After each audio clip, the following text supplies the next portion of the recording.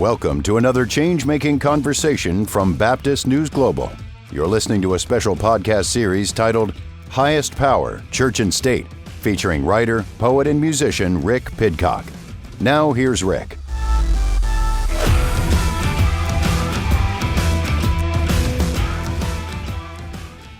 Around 7 million people at over 2,700 rallies participated in Saturday's No Kings protests against President Trump and his administration. Chicago had nearly 250,000 protesters. Washington, D.C. had 200,000. Boston had 125,000. And New York City and Los Angeles had over 100,000 people each. The overall numbers were up 2 million people more than the first No Kings protest in June. So what were they protesting about? According to Jessica Tarlov on Fox News, there were plenty of reasons for people to protest. Sure, they certainly have rounded up some bad hombres, and I think if you attack a police officer, then you should be taken in and also get your due process rights. But we also know there was a ProPublica investigation that more than 170 Americans have been detained by ICE, with 20 held for more than a day without being able to contact their lawyer or a loved one. And that's what the No Kings protest is about. Donald Trump says, I'm not a king. And yeah, we get it, you're not a king. You wish you were a king, and you're running this administration as if you should have those kinds of rights. The lack of respect for the Constitution and the laws of this country are astounding. And Trump even told Kristen Welker when he was on Meet the Press a few months ago that he didn't know if he had to uphold the Constitution.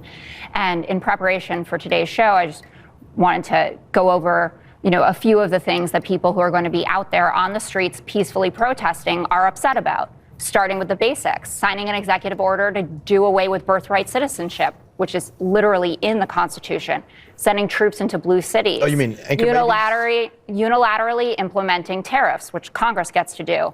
I already talked about the 170 Americans who've been locked up. Cracking down on the First Amendment, detaining students for op-eds you don't like, targeting law firms, universities, reallocating funds appropriated by Congress to fund your big ICE force, firing inspectors generals that are looking into your friends like Elon Musk, making billions off of crypto scams, and your kids are running all over the world making deals. And the Trump administration has defied 1 in 3 judges that have ruled against him. And you're seeing that from judges appointed up from Reagan up to Donald Trump that are saying absolutely not, you are breaking the law in taking some of these actions. All of that is what No Kings Day is about. So with 7 million people coming together in this politically charged environment, what did the Republicans claim was going to happen? Here's House Speaker Mike Johnson on Fox News. They have a Hate America rally that's scheduled for October 18th on the National Mall. It's all the pro-Hamas wing and the Antifa people. They're all coming out. Some of the House Democrats are selling T-shirts for the event. And here's White House Press Secretary Karen Leavitt on Fox News basically saying the same thing. That the Democrat Party's main constituency are made up of Hamas terrorists, illegal aliens, and violent criminals. That is who the Democrat Party is catering to, not the Trump administration and not the White House and not the Republican Party, who is standing up for law-abiding Americans, not just across the country, but around the world. So with all of these Hamas terrorists and violent criminals supposedly showing up on Saturday, how did it all go? Here's 2023 Pulitzer Prize winner Kyle Whitmire sharing his experience. If you've been paying attention to the news this week, you might have heard that there's something happening here in Washington, D.C. and in other cities around the country, and that there have been lots of Republicans and Fox News talking heads saying that these were going to be dangerous places, dangerous events to go to, and that people should keep their distance. Then I've got to go see that for myself. If this is a I Hate America rally, well, there certainly seem to be a lot of American flags flying around. And I don't know if there's anything dangerous here, but people have brought their kids and some of them have brought their dogs. And there are lots of people in costumes and frogs and people have brought lots of homemade signs. And if you listen into the background right now, you might be able to hear this 80-something-year-old senator talking about Medicaid. Is that what we're supposed to be afraid of? Is that what we're supposed to be scared about? Because I've seen a lot worse before, and this ain't that. I'm AL.com columnist Kyle Whitmire here in Washington, D.C. You can follow me through my newsletter, Alabamification, at AL.com. Of course, these events were going to go relatively smoothly, because despite what Fox News and the Trump administration are telling everyone, liberals tend not to be violent people. We've covered the reasons why the right is actually far more violent than the left a number of times on Highest Power, Church and State. If you're interested in deeper dives into the data, check out episode 46 on gun violence and the shooting at Fort Stewart, or episode 40 on John MacArthur, Alligator Alcatraz, and the Epstein cover-ups. But the story I want to focus on for this weekend's No Kings rally isn't about what happened during the rally, but about the conversation surrounding it. Sean Foyt wasted no time spreading conspiracy theories. He posted on X, quote, "Of course it's just totally random voluntary people showing up today," unquote. He was hinting at a conspiracy that's been spread by members of the Trump administration, conservative media, and MAGA that the protesters were paid. But there were 7 million protesters. Even if there were some paid protesters, there's no way the Democrats, as disorganized as they've been, would be coordinated enough and well-funded enough to pay 7 million people. It feels insulting even to have to address such nonsense. But unfortunately, that's not the only nonsense coming from the right. Many members of MAGA took to social media over the weekend to claim that those who were attending the protests were wasting their time or were calling them crazy and nuts and stupid while saying, quote, "If we had a king, they couldn't protest." Allie Beth Stuckey posted this very thing on X, saying, quote, "Tyrannical kings don't let you protest, criticize, campaign, or carry guns, just FYI." Well, interesting she would say that, because I seem to remember these same Republicans calling Presidents Obama and Biden dictators, communists, and fascists. As one person pointed out on my Facebook wall, quote, "They literally called Obama the Antichrist." So they have no room to talk here, because if we were to take their logic, then they couldn't have said those things either. And also, she seems to be forgetting that it was the Trump administration who talked about taking gun rights away from trans people until the NRA said that was taking things too far. And it's not like the Trump administration has welcomed the protests. They've been out trying to scare people by saying the protests are full of Hamas terrorists and violent criminals. Another response Republicans have had has been to claim that Biden was acting like a king during COVID.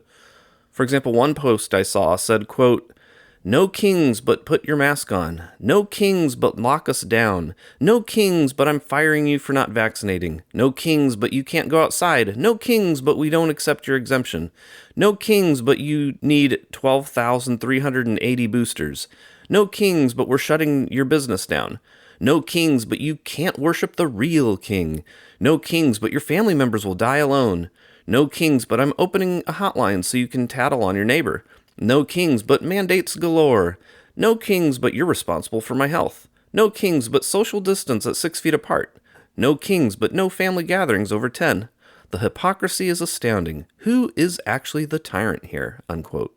First off, people seem to be forgetting that Trump was the one in office during the shutdowns. It was one of the few things he did right during his time in office. But nobody was telling people they couldn't worship. I had one person go on my Facebook wall and say, quote, "So closing churches and telling people they can't sing and forcing people to get a vaccine in their bodies, what to do with their bodies, is ridiculous? I don't think so," unquote. But nobody was trying to shut the church down. And besides, the church isn't a building. The church is a people. So the church was never closed because you can't close people. Evangelicals who ignored recommendations about masks, distancing, and vaccines chose to spread death to millions. And then they spread conspiracies to cause doubt in the fact that millions of people were dying of COVID. In the face of all the death that was spreading, a good government should recommend precautions to keep millions of people from dying. That's not acting like kings, that's basic human kindness. There's a massive difference between taking precautions to stop millions of people from dying and building Alligator Alcatraz. There's a major difference between working to reduce the spread of a virus that was sending millions of our neighbors to a painful death and sending the military into cities to attack pastors and kids. The fact that people are equating these two things is mind-boggling. The fact is that Trump is not behaving in a way that is similar to Biden or Obama or Bush or Clinton or any previous U.S. president. Trump is behaving in a way that is totally unprecedented. Trump is the one attacking universities who won't bend the knee to him. Trump is the one attacking our First Amendment rights to freedom of speech, religion, and the press. Trump is the one sending masked ICE agents to arrest people violently, including U.S. citizens, based on how they look, and then sending them away to unknown locations, including cages surrounded by alligators. Trump is the one sending Black Hawk helicopters into U.S. cities at night so that armed men can descend on ropes, bang down doors, and take unclothed children out of their beds at 3 a.m. and zip-tie them in the streets as snipers look down at them. Trump is the one who posted an image on social media of himself as a king with the caption in all caps, "Long live the king." This was before any of the No Kings protests. He posted this meme in February. And speaking of unprecedented, after Saturday's No Kings protest, Trump posted an AI video of himself taking off in a fighter jet with King Trump painted on the side, and then dumping poop bombs down on the protesters below. Imagine if Obama had posted a video of himself wearing a crown, flying a plane called King Obama, and dumping poop bombs on Republicans. Of course, Republicans could make the case that this is just Trump being Trump, that he's just trying to troll his opponent, that he's not actually acting like a king. I know some Republicans who hope one day we'll get back to a more civil tone after Trump leaves office, even though they agree with his policies. But what we're seeing here in Trump's memes and AI videos isn't merely Trump trying to provoke his political opponents. It's not merely Trump being immature. To get a sense of what's really going on here, we need to go back to an interview with J.D. Vance on Jack Murphy Live in September 2021. You come to America, you learn that America is an evil place. You go to Harvard, you put your preferred pronouns in your biography, and you learn to hate the people who live in the American heartland, right? Harvard University endowment, $41 billion of money. A lot of that is going to aggressively promote left-wing radicalism. Harvard University endowment funds some of the most radical anti-American stuff that's out there. Harvard University endowment pays a 0% tax rate. Maybe it's time to tax that endowment, seize the endowment, actually penalize these endowments for being on the wrong side of some of these culture war issues. Conservatives have got to wake up to this reality. So yes, I think there are ways for us to seize the endowments. We just have to be willing to actually do it. Like capital money itself is increasingly taking a side in the culture war. And I hate to say it's not our side. It's not the side that I want to win. Unless you're willing to make these people feel economic pain, there's no serious way to fight back against it. The only way to push back against this stuff in a real way is to make these companies feel economic pain. And so, there are a lot of ideas out there for how to do it. If you're not recognizing in this moment how crazy things have gotten and how outside the box we need to think, then I think you're ultimately not really serious about taking back the country. And yeah, look, I agree. We are in a late Republican period. If we're going to push back against it, we have to get pretty wild and pretty far out there and go in directions that a lot of conservatives right now are uncomfortable with. Indeed. I got to say, among some of my circle, the phrase extra constitutional has come up quite a bit. We do need to take a much more aggressive stance, a much more muscular stance. We're going to have to, become a little bit more robust in our behavior. Yeah, that's exactly right. And look,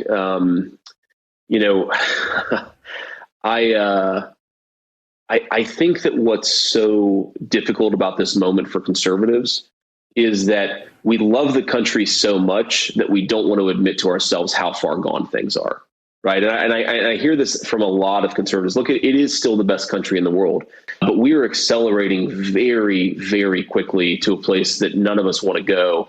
And it's really time to wake up. Our leaders right now are so corrupt and so vile that if you assimilate into their culture, you're assimilating into like garbage liberal elite culture. You're not assimilating into traditional American culture. And so this is a tough pickle for me. I don't even know what the right answer is here, because you can't just teach these things. You can't teach that we live in a great country if the leaders are actively aligned against it.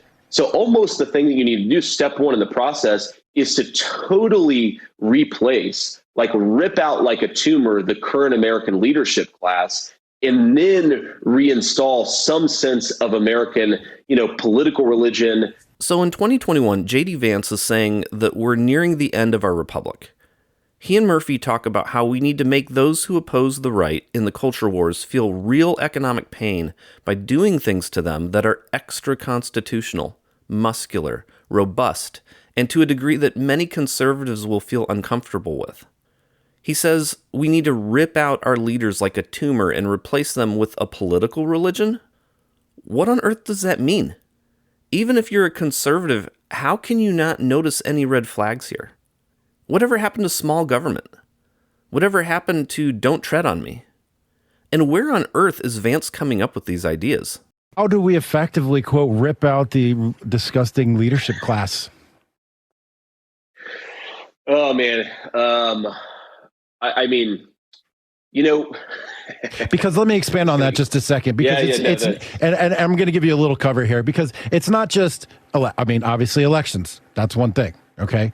But unfortunately, this evil leadership class has already taken over all of our institutions. Current pipeline is to turn them into those people that we just called evil and disgusting. How do we, aside from elections, how do we rip out this leadership class? So these institutions are corrupted and rotted to the core. This elite ideology is everywhere and in all the things. What other options do we have besides voting them out, which we're seeing is ineffectual? Yeah. So again, this is like a tough question, but this is maybe the question that confronts us right now. You know, there's this guy, Curtis Yarvin, who's written about some of these things. He says he gets his ideas from a man named Curtis Yarvin. The audio I'm about to share is a bit echoey, but given the fact that Vance's vision is to completely overhaul the country, and given the fact that he's inspired by Yarvin, we really need to listen to what Yarvin has to say, because ultimately, Yarvin and Vance's vision gets to the heart of No King's Day. So I've reduced this very complicated problem to a simple four-letter acronym, which is RAGE. And RAGE stands for Retire All Government Employees. Very, very simple. Now, the problem with this is, why have you never heard this before? Why has no one ever suggested, let's just get rid of this thing? You have a government in Washington. You're either for it or against it. What is a government? A government is just a corporation which owns the country. Nothing more, nothing less. It so happens that our sovereign corporation is very poorly managed. And there's a very simple way to replace that, which is what we do to all corporations that have failed. We simply delete them. We haven't been able to do that with our government for 200 years. So it's gotten a little bit stale. The other thing about getting rid of your government is you can't just say, well, the limits of the government are the limits of the formal government. You have to say, well, what is the system actually? And it includes a lot of things that are called NGOs, things that are called universities, things that are funded by the state. It's a very, very large system, and it all needs to be destroyed. So Yarvin proposes an idea called RAGE, which stands for Retire All Government Employees. He says the government is essentially a corporation, and that when corporations aren't functioning well, we delete them. So we should essentially delete the U.S. government. He says it all needs to be destroyed. And notice how much of what he's talking about has actually been done by Trump. As soon as Trump took office, he and Doge began firing government employees. They began systematically attacking universities. They went after law firms who would stand in their way. And they're ignoring judges. They're literally following Yarvin's plan. So if they can delete the U.S. government, what does Yarvin suggest replacing it with? Fortunately, there's a lot of talented Americans who actually know how to run things and make things work and are generalists. And you can just get these people, put them in a position of responsibility, and have them do their thing. And finally, you need a CEO. And a national CEO is what's called a dictator. It's the same thing. There's no difference between a CEO and a dictator. If Americans want to change their government, they're going to have to get over their dictator phobia. He says we need a CEO and a dictator. And just as Vance said we're going to have to do things that many conservatives feel uncomfortable with, Yarvin says we're going to have to get over our dictator phobia. If you're interested in more info on Yarvin, and on Vance's fascination with him, and on how today's GOP can both hold to a small government and to authoritarianism at the same time, check out my article titled Why Trump Seeks to Create a Government of One Person. It was published by Baptist News Global on February 7th, 2025. I'll share the link in my Substack for this episode. In that piece, I talk about Vance's connection with an oligarch named Peter Thiel, who donated to Vance's campaign the largest amount ever given to boost a Senate candidate. And what are Thiel's politics? In 2009, he wrote, quote, I no longer believe that freedom and democracy are compatible. That's exactly what Yarvin believes. In an interview with Politico on January 30th, Yarvin said, quote, "There's an old blog post of mine from 2011 where I talk about kingship and the vibe of being a king, and I'm basically like, the guy in America who has this vibe is Donald Trump." Republicans who oppose No King's Day by saying we're all overreacting are either lying to us or they're ignorant of what their own party is doing. The Public Religion Research Institute measures respondents' commitment to Christian nationalism on a scale by the extent to which they agree with the following 5 statements. Quote, "The U.S. government should declare America a Christian nation. U.S. laws should be based on Christian values. If the U.S. moves away from our Christian foundations, we will not have a country anymore. Being Christian is an important part of being truly American, and God has called Christians to exercise dominion over all areas of American society." Unquote. Depending on the strength of their agreement with these claims, the respondents to their research are categorized as adherents, sympathizers, skeptics, or rejectors of Christian nationalism. And as they did their research, they found that more than 2/3 of the respondents who identify as white evangelical Protestants were assessed to be adherents, 35%, or sympathizers, 29%. Then more specifically, there was a 2024 study by PRI where they found that white evangelical Protestant Republicans are the most susceptible group to authoritarian views.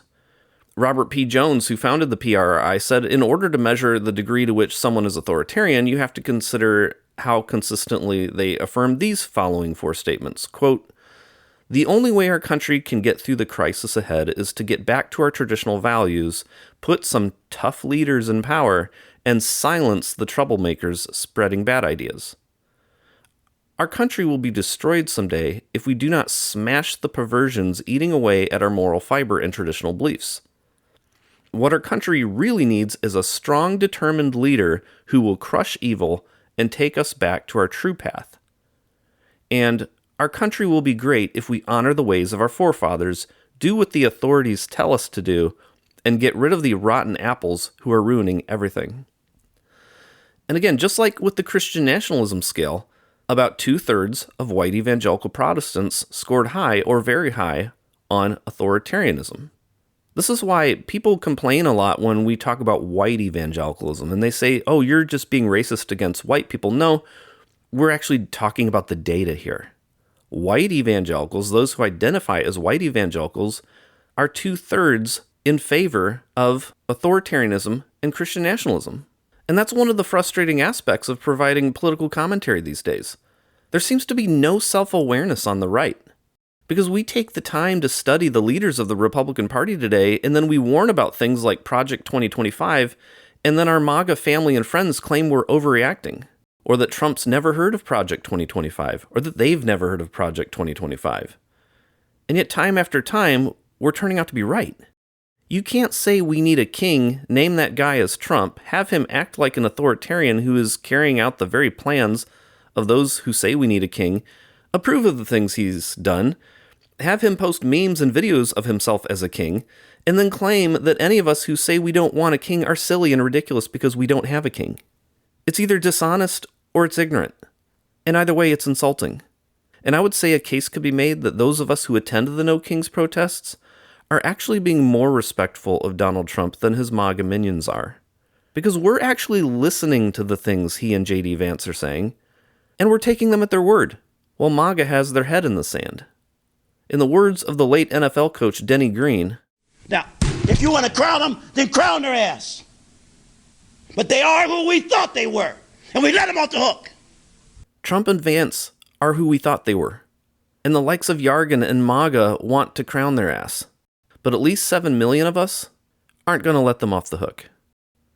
That's it for today. Thank you so much for listening. Please like, subscribe, and rate us on your favorite podcast platform, and we'll be back with another episode on Thursday. This has been another change-making conversation from Baptist News Global. The episode you've just heard is part of a special podcast series titled Highest Power, Church and State, Be sure to follow BNG daily at BaptistNews.com and subscribe to get notifications about future episodes. Baptist News Global is a national nonprofit news service that is independent, free, and faithful. BNG is supported by readers and listeners like you. Learn more at BaptistNews.com. This episode was produced and edited by Mac Bowles of TKG Communications, LLC, Dallas, Texas.